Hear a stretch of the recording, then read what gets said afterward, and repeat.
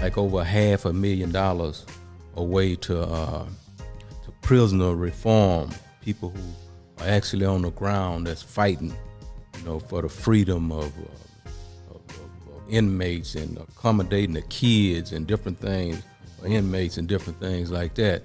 And also we wanted to, bring a light to the First Step Act, which, Larry is qualified to get some, some relief with right now.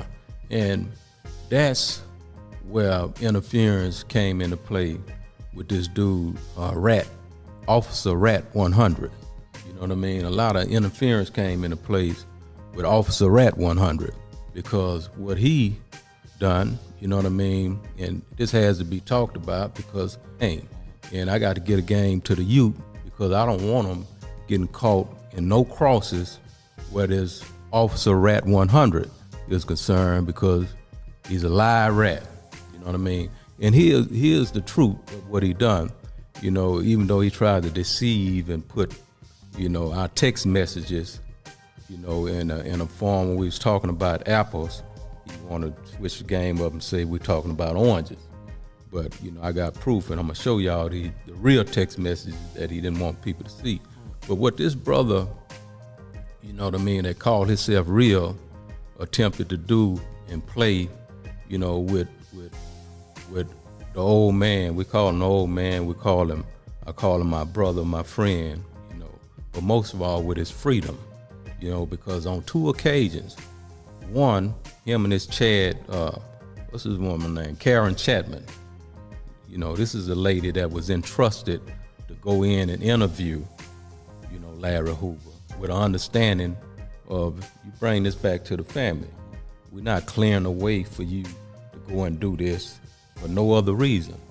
We don't play like that, but that's what she done. She went and interviewed and ran off. You know what I mean? So what this dude has chosen to do is take a stand with a person like this, like when they was putting together the pardon for Larry a few years ago.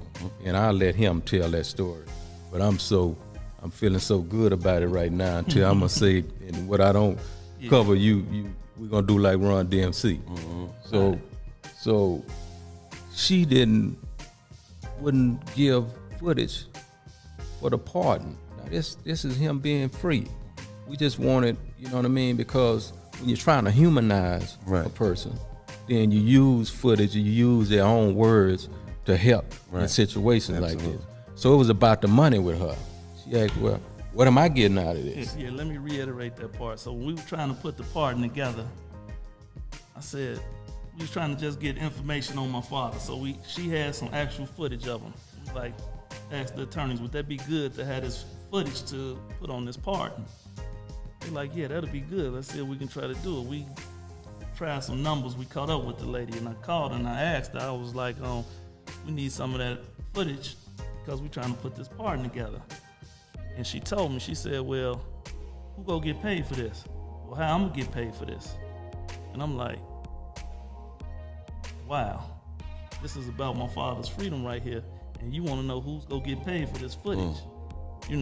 So I don't know what she feels like she was really caring about our family, but she wanted to know who's gonna get paid while we was trying to get this package together for this pardon. And then moving forward after that, that's around the time Kanye went to the White House not too far, but before then or after that, she seen that it was a buzz and my father's name was fresh in people's heads. And that's when she come from behind a rock somewhere, looking like it was an opportunity. Kanye reached out to her to try to get the footage again some years later. And I don't know where it happened at, but somehow Wack wound up in the middle of the mix. And Wack was the middleman with the footage. First, he was just the middleman for her because she didn't want to speak to us. But then next thing you know, he's a partner in the whole situation. This is his footage, he got it, and blah, blah, blah. So yeah, what this clown done, head up, like we right here, he was somebody else. You know what I I mean, he portrayed to be, oh, I'm down with y'all. The only reason I wanted to talk to him, you know, I'm gonna give him the benefit of the doubt for my brother, because it's serious business, right? So I embraced that, I entertained that, and you know, in retrospect, when I hear him take a different position, like he was partners with her and this and that the whole time, I'm like, oh, so this nigga one of them kind of niggas where all money, good money with him.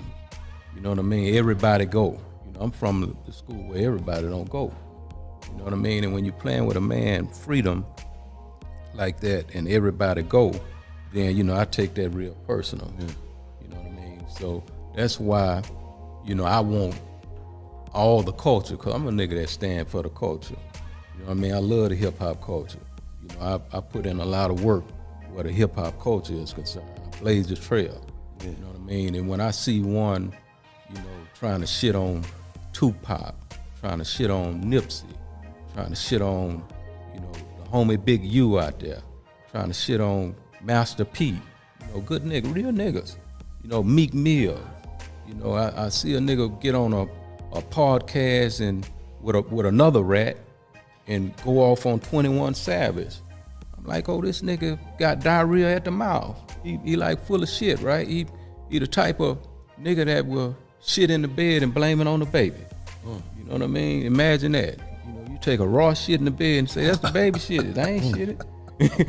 You know what I mean? This is how he go to trying to change narratives and different shit about the truth. And what be real cold about it is some people get lost along the way. You know what I mean? They get lost along the way and they'll roll off a cliff with, you know what I mean, Officer Rat100. And you know, I don't like the shit, man. I'm gonna calm down and let y'all talk, but I hope the people feel me, because, you know, I ain't the type of nigga, I don't believe in using a rat. And like some niggas call them punks. I remember calling niggas sissies. So he like a sissy to me. You know what I mean? He's a sissified nigga to me. And I can say a whole lot of other things, but we on $1 million worth of game. Right. But just for the record, I want all that smoke that one is talking about. You know, I know how to put all that out. So y'all time. But yeah, one last thing. The bottom line is the stuff was taken from us, and he partnered up with the lady to act like it was his, and I'm gonna sell it back to you when it was ours in the first place, and act like he's a street dude and he respect my old man and respect everything. Who is the real dude that's go partner up with this chick that stole something and try to go in front of the world like he really had a right to do it? Like he trying to, you know, he putting people in bad positions out there. It's people that's, you know, that's real upset about that. And I don't got nothing to, you know what I mean? I don't have nothing to do with them. I don't know where their head is, but, you know, he keeps just jumping out there in the deep water. Let me ask you a question, Jay. You know, now we talking about me in California. It seemed like, you know, early stages of Death Row Records. Did you have anything to do with that? Yeah. Yeah, early stages of Death Row Record. Me and the homie Mike have it. You know what I mean? I know Mike. You know, we was friends before all of this record company shit, right? And Mike ended up getting his case and going in there, you know what I mean, doing his thing. He called me one day. I asked the homie, I said, you still got juice in the street? Because at that time, I'm buzzing. You know what I mean? Everything that they laughed about, you know, me pulling over to the curb and saying, oh, this is where the new money is at. And rap it. That was funny. The niggas back then. They thought it was a game. Yeah, no, it was funny. It was a laughing thing. You know, you go do that shit, nigga, whoop, whoop. I'm going to do this here. Okay, well, do y'all thing. I'm going to go do this. So, but anyway, after one had time to sit and think a lot of times, you know, good thinking, when you know how to think, you know, conquer a lot of bullshit. And he's a thinker. So he and I, you know, had conversations about that.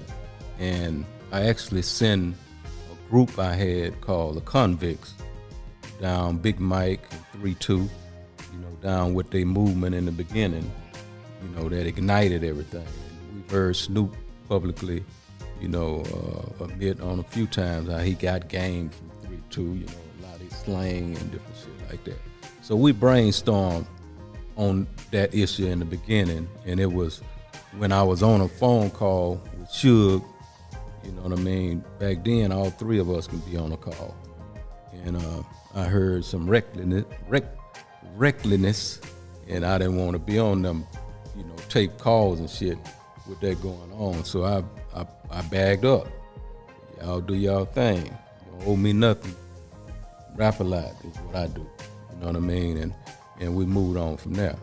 But you know, I got to share this before we move on in that direction, man. I want to share this right here because this is Kanye, and I know Ye ain't gonna have no problem with me.